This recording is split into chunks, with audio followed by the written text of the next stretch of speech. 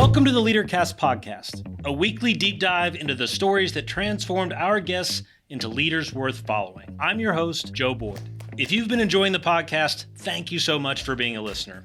One simple thing you can do to help us out is leave a review wherever you listen. Today's guest is Dr. Jody Carrington. She's a clinical psychologist and she calls herself a chief happiness officer. I asked her for the one piece of advice she would give any leader, and it blew my mind what she said. Hi, Dr. Jody Carrington. Welcome to the LeaderCast podcast. Hi, Joe Boyd. Thank you for having me. I'm excited to talk with you. Yeah, me too. You've been doing such great things. How hard can this be, human-centered leadership, really? Yeah, it should be easy, right? Yeah, I hear this all the time. Why is it this hard? Is it really that simple? Is it really just about connecting with people? Yeah. Well, again and again. I'm actually thrilled to have you on. I think your life study, it seems to me, couldn't be more like in the bullseye of what we want to be here at LeaderCast, which is helping actual humans lead humans and figure out how all of that works together. I would love to just hear what your airplane answer is to what do you do for a living. You got it. This is why I only take long flights, you see, because there's very rarely an airplane answer. So I'm a psychologist by training, and I've spent the vast majority of my career. I grew up in a little town in Alberta, Canada, and it's amazing to me so much of what I talk about in the space of leadership and trauma and connection is really about we've never felt more unseen in this moment.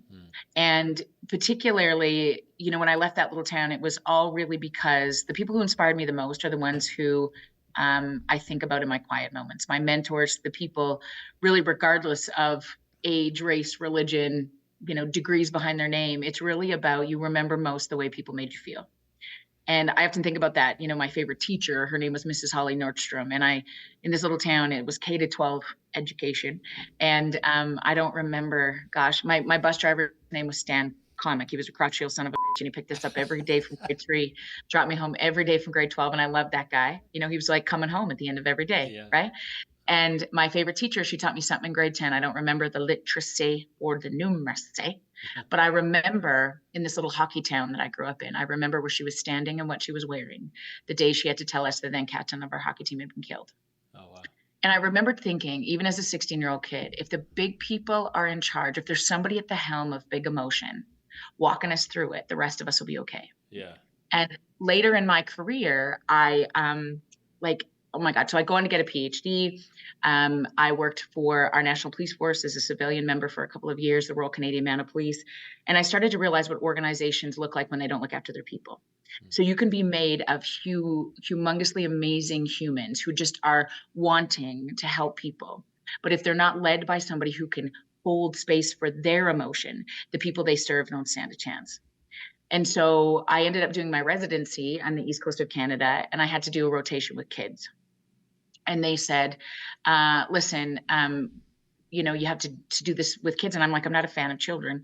I much prefer the big people. I have 3 of my own now, so I'm kind of coming around, but I'm still not a huge fan of kids. I much prefer the big people. And I did this rotation with kids, and I fell in love with tiny humans. And I realized we knew even less about kids and trauma than we know about adults and trauma. And I did a postdoc in child psychiatry. My first job was on a locked psychiatric inpatient unit for kids. So some of the most dysregulated babies you can imagine, the hitters, the kickers, the biters. And here's the question we don't ask nearly enough about the people we serve. We ask this all the time. What is wrong with them? What is the problem we have to serve? On this unit, I would say, what is wrong with this kid? He's got ADHD or ODD. What we never ask? What happened to this one? And when we switch that question from what's wrong with you to what happened to you, it evokes in us an empathy. And empathy is context is the prerequisite for empathy when we know somebody's story, right? And empathy is the antidote to burnout. Could you say that again? When we live in a world, that sounded really important. Okay. Yeah, context is a prerequisite for empathy, right? So you use this podcast as a space to tell people stories, right? So people are hard to hate close up, and when you know somebody's story, and that's the realm of therapy that I'm in every day, right? When I know your story, that's where the answers live. And context is not only a prerequisite for empathy, but empathy is the antidote to burnout. So empathy is the antidote to the ability to sort of have this place of not being able to stay in this game when we serve people, when we lead people, because leading people is some of the most exhausting things on the planet. Yeah. And people have never been more holery-ish than they are right now. Do you think it's true? I don't know. I mean, the Roman Empire, they were probably like mean to each other, but maybe you're right. Who knows? But yeah, well, we have more access to the artillery of the world thanks to the internets, right? So even Well, if and I it's think not what's as even bad, more it's more in our critical, face. yes, and they have more access to us. Yeah, right. So we've never ever had this much access to the people that we serve, right? They've never had this much access to us. And part of the deal is we don't get a break. I think what's most interesting about our ability to serve people, to the core of me, I believe everybody has good. We all have the capacity to be good. So I've sat in prisons with people, and I've been with people who've had their kids apprehended, sat in juvenile detention centers, assessed over 1,000 people, and I've never, not one time, met a bad human. I've met a lot of people who lose access to that good. And part of the job of the most effective leaders amongst us are two things: to get back to the good that is in everybody. And the only way we do that, the only thing that matters, the most effective leaders on the planet have this capacity for emotional regulation. The definition of that is how to stay calm in times of distress. If you think about your most favorite leader, and I don't care if you're, operating a volunteer organization, if you've served in, even in your family system, if you have, worked in, multi-million dollar organizations, if you get your most favorite leader in your head right now, the one that you respected the most, the one that you wanted to impress the most, I promise you, their number one skill, they had this on board, was to stay calm in times of distress. And it reminds me of probably the most important quote of my sort of whole leadership career. It came down to this, what a dead guy named Ram Dass said. He said, "We are all just here walking each other home." Full stop. Nobody gets out of here alive. And when you can become a really effective walker, understanding that, the chaos is necessary to learn the calm, people, attacking your company, or, people quitting on you when you've invested your life in them, we're just walking people through it. And the more regulated access to the good that we can maintain, our people, the people we serve, the people we lead, will be better because of it. And so will we. It's a lot of good stuff. If I said something like, look, we were supposed to have another 20 minutes here, but I only got 1 minute. If you could give one piece of advice to every leader in the world and you only had like 1 minute and they would actually listen to it and take it to heart, from your experience in your work, what do you immediately sort of know what that might be? Absolutely, 100%. I would say this: drop your shoulders. In this moment, drop your shoulders, wiggle your toes, relax your jaw, let your gut out. That is a regulated body. And there's where you have access to all the best parts of you. Everything that you know to be true about how to be kind, how to have empathy, how to, treat people well in this world. Because I think the rules of the game for me, we're playing by a set of rules in business right now that was established for a world that no longer exists. The 40-hour work week is archaic, and we hold each other to that. Our ability to rest is still very much tied to laziness, because one generation ago, you worked your ass off during the day and you came home to a place where nobody could get you. If I think about my father, who's one of the most successful men in business I ever knew, at the end of the day, at 5:30, I remember he would come through the door, lay on the couch, watch MASH, maybe have a nap. And the only way his patients, his customers, his clients could get him is if they phoned the home phone. And we chose not to answer that, or whatever, was happening in the day, right? Now, you wake up in the morning checking your email. If you charge your phone by your bed, right, which many of us do, you don't even pee before you're checking other people's lives and our emails. So the cortisol before you even put your feet on the floor is high. You navigate your children, your parents, they can access you at any moment, right? This is the first time in history. We would send our kids to school. My mom would send me off to college, and she would say, that the possibility of me being able to talk to her was Tuesdays, because that's when I had access to the phone that was in our university dorm, right? Yeah, right. In the other place, she just had a break then from me. She would be like, well, shoot, I hope she's all right, because I don't know, Yeah, she'll call if something really bad happens, right? Yeah, my daughter can call me from school. Yesterday, she calls from school. It bings on my watch. Okay, so I won't miss it. Okay, I'm doing something very important. It bings on my watch, and it says to me, the school's calling. Boom, cortisol, anxiety. She calls and says, "Mom, I'm feeling anxious." Okay, like what's happening? Well, I just feel like I can't breathe. I can't do these things. Okay, so the normal thing of kids experiencing anxiety in the run of a day is typical. You should feel this, you should feel that. Now, when you have educators or people or your friends to kind of walk you through it, all of us felt that. I just never had the capacity to call my mom. Now she's like, I gotta go. Mr. S says we gotta go to gym now. Okay, so for the rest of my day, I'm like, Jesus, is she okay? Now, 30 seconds later, she's involved with her buddies and everything's fine and it passed. And she comes to the door at the end of the day and I'm like, how was it? Are you okay? And she's like, how was what? Yeah, it's fine. The access that our customers have, our clients have instantly to us is not set up for the way that our systems were built. You know, my people ask me this as child psychologists all the time. What about kids in social media? They grow up with it. They have a script for it. We don't. As parents, we've never had this much access to our kids. Our parents have never had this much access to us. So the inundation of data that happens all day long really, really complicates our capacity to lead well. If we don't do this thing on purpose, we drop our shoulders as much as we possibly can in the run of the day. I often, I have the word shoulders written in my on my computer, on my bathroom mirror. Every chance you get for the next few days, I want you to think about where your shoulders are. Whenever you think of it, I promise you, your shoulders are like this. Even when you lay in bed at night, because you're processing other things that relatively speaking. And then at the end of the day, when we just like, we can't sleep, we can't process these things, we tend to do things like sink into somebody else's story. Like the Netflix show, or we learn how to launder money in the Ozarks, or like Dateline, how people are killing each other, Right. And we're like, we can't sleep. We don't know why. We're so overwhelmed. The inundation of data, the ability to just be still is so synonymous, connected to laziness for those of us in this generation that we don't want to do it. When people say to me, do you meditate? Holy, it's the most stressful thing on the planet. Because when I slow down long enough to think about things, I'm like, oh, shit, that email, I got to get this person. Am I really a bad mom? I think I am. What about, did I marry the wrong human? I should have, what? He can't cook. I should have chose, I had lots of choices in 2009. I should have chose, but the chaos is necessary for the calm. And we avoid all the emotions, right? Emotions won't kill you, but not talking about them might. I would never have predicted a physiological answer to the question I asked.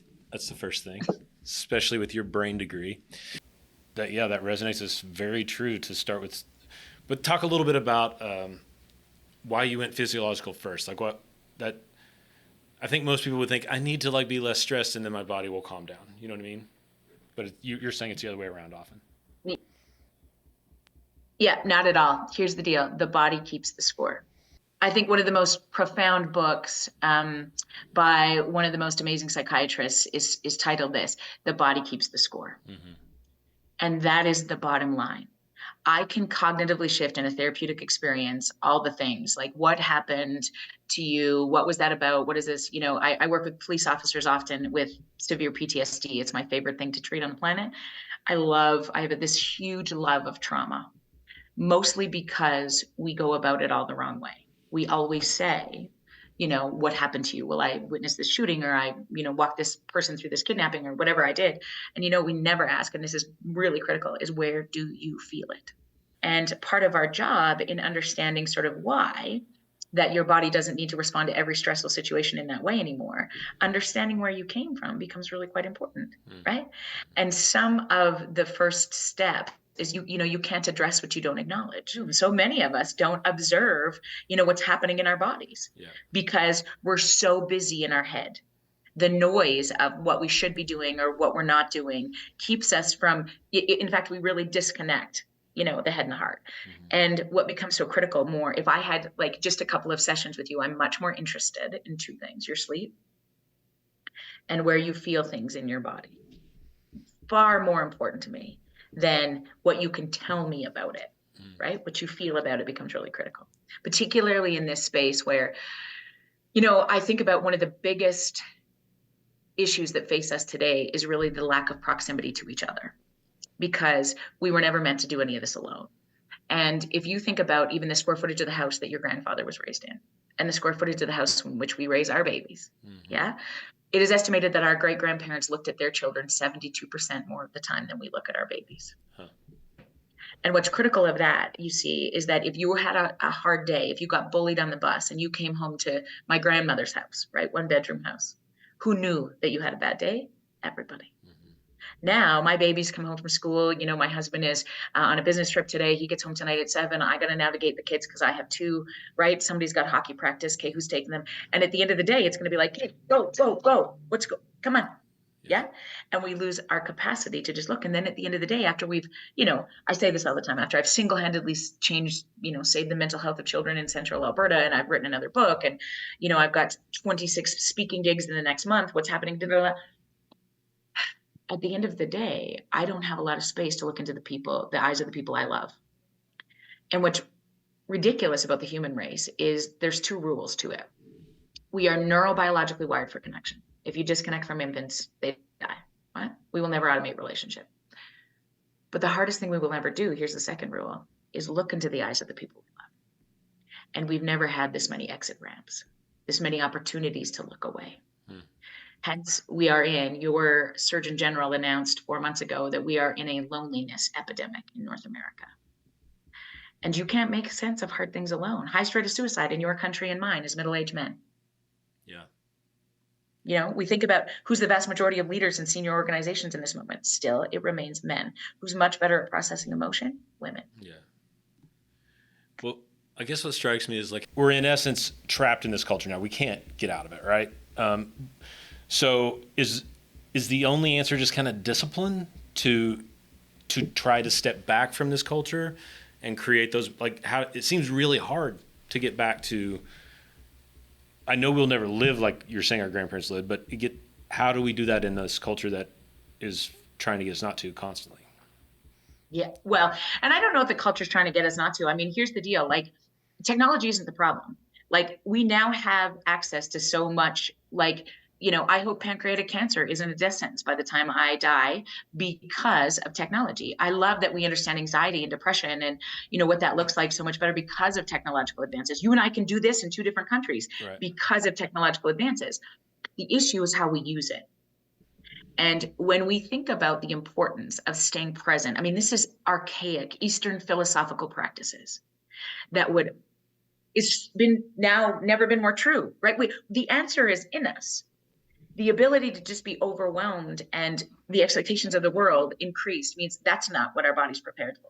So I would say discipline is a good word, but I also think doing things on purpose, very intentionally, dropping those shoulders. You don't have to change the world. That's where we get overwhelmed. There's there's so much mental health and there's so much this and, war and nonprofits and our kids are killing themselves and everybody's a disaster. And how do you lead a company? Because nobody wants to work. Everybody's tolerated. We lose access to the best parts of ourselves, which is the only thing we need. The answer's inside. Always and in all ways. Explain that. It's not new. Okay. We've always had access. The best parts of us, our ability to regulate emotion was the first sound any of us ever felt is this, the rhythmic exchange from our mamas to us. Bum, bum, bum, bum, bum, bum, regardless of age, race, religion, socioeconomic status, or gender identity. We understand that when we are distressed, what we need is the physical presence of another human being. In fact, if you walked by a baby in Cincinnati today, you were by yourself, this baby is alone in a car seat crying. You are neurobiologically wired to pick that baby up. You wouldn't just walk by it and be like, oh shit, I hope somebody gets that one. You're going to pick that kid up and engage in a rhythmic exchange in an effort to regulate them. That's in all of us. And the most effective leaders tend to understand that in times of big distress, it's not your job to fix it. It is first to acknowledge it, to hold space for it. You got to name it to tame it. And so much of that is in our bones. But we are so inclined as leaders to fix it that we miss this important step of simply acknowledging. For those that couldn't see, you actually did the baby sway as you were talking. Right? I had never connected that to a heartbeat, but that makes sense. Yeah. And it's so fascinating to me because oftentimes, like, if you think about the most profound place you've ever been in your life, right? In this journey on earth, like the biggest loss you've ever had, you're crying, in the fetal position, or you think you're fine and you're driving down the interstate and you hear the song, and it just takes you out at the knees. What you don't need is somebody to be like, okay, it's okay, it's okay, it's okay. Let's journal. Okay, take a deep breath. Maybe like we should plan to. It's at least, we desperately want to get people back to this place of emotional regulation. But what we miss so much is just simply the acknowledgement, the showing up, the being present. Okay. Yeah. Here's the 3 words that save me all the time as a leader when I want to fix it or come up with the answer. Okay. These 3 words. You ready? Tell me more. And oftentimes in this position of leader, I mean, when I've used these words with my kids or my husband, I don't want to know more. Right. I want to, let's move. Okay. I know it's awful that you have to work another shift, or like, this is inappropriate and unacceptable. Oh, I bet it is. Let me tell you. Tell me more. I will in our next 2 sessions, which you promised me for free. I think you said free too. So I'm very excited about our next 2 sessions without everybody else listening. Unfortunately, we're running out of time, but I think this is the thing I want to ask while we still have you. Myself included, I think the most common thing I hear from folks when they open up to me, friends, but also professionally, is kind of what you're saying. I know what I should be doing, but I just can't. I just try and I can't. I just fail. So for some folks, it might be like substance abuse or some addiction or something. But for others, it's just like, I know I should be putting the work in and doing this, but I just going for a run or sleeping well. Like, I just don't want to. Or I show up late to work for 10 minutes every day. I know I shouldn't. I just try and I do okay for a couple of days. Like, it can be anything, but the common thing is they know themselves. They've told themselves something they want to do differently, and all of us just can't seem to do it. And I'm curious, what's wrong with us? Why are we doing that? What happened to us? Tell me more. Yeah. How's that? Yeah, there you go. So why is that going on? Well, I think most of the time, we have such a huge expectation for ourselves as, leaders and business people and anybody on the planet. And here's what we say all the time. I mean, even when I ask this of parents, what do you want for your children? And people say this all the time. I just want them to be happy. Here's the deal. Nobody's happy all the time. Yeah. Don't be dumb. You don't wake up in the morning and be like, oh my God, I'm just so happy with this 48-year-old Ukrainian chassis. I'm so happy with it. Or like you roll over and you're like, God, I just married the best person. I'm not happy all the time. And I think we put this expectation that as good leaders, we should have a solid team. We should be connected. And I think it's really about rewriting that story a little bit about, it's actually not about happiness and joy that we're searching for. It's about being able to have a script for every emotion. To know that our parents are going to get sick and die, to know that our babies are going to struggle, to know that our marriage is not always going to be okay, to know that we're not always going to be happy with our bodies. There's grace in that moment. And where we have access to the best parts of ourselves is when we give ourselves enough grace to sort of drop those shoulders, to live in that place where we practice that a little bit more. And just like your golf swing or, spirituality, yoga, any of those things, it is a practice to get back there and to not get so inundated with the messages of the world, right? The technological boom that has happened in our lifetime. I mean, I talked about this in university. I didn't have a computer until I was in my PhD. I didn't have a cell. Now, can you imagine? How do we function without ChatGPT? I mean, like that's in a very short period of time. And this system hasn't had the time to integrate it all. So much of our capacity to just give ourselves grace will evolve into this place of like, yeah, it's okay. Big emotions are okay. Complaints in a company are okay. People quitting on you are okay. What if that's the script, right?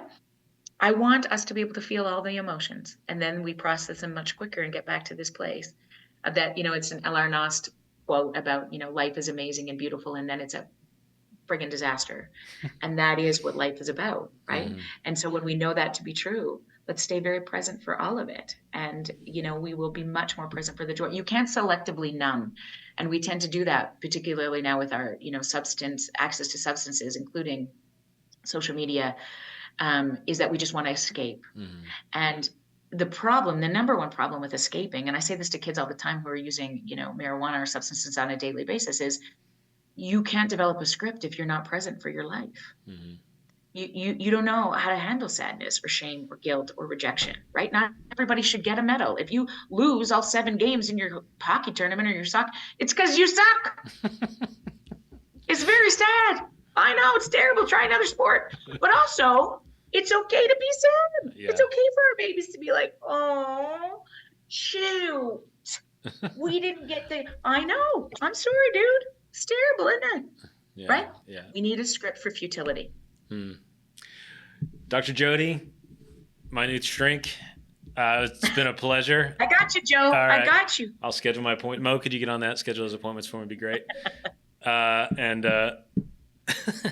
It's free healthcare in Canada, so you can't charge me. That's how it works. Come on. No, awesome. It was, I really did enjoy obviously talking to you, and you're now part of the LeaderCast family. You've been assimilated and sucked in, and hopefully we can continue to have your voice on our platform in other ways. It was an honor to meet you today. Thank you. I would love to be back, Joe. Thanks for having me. And I should say, how can people get your book and get in touch with you? Oh, drjodycarrington.com. I have a podcast called Everyone Comes From Somewhere, and the latest book is Feeling Seen, and it's really talks everything about what we're talking about today. So I would love your community to be a part of ours. Thanks, Jody. I appreciate it. Have a great day. You too.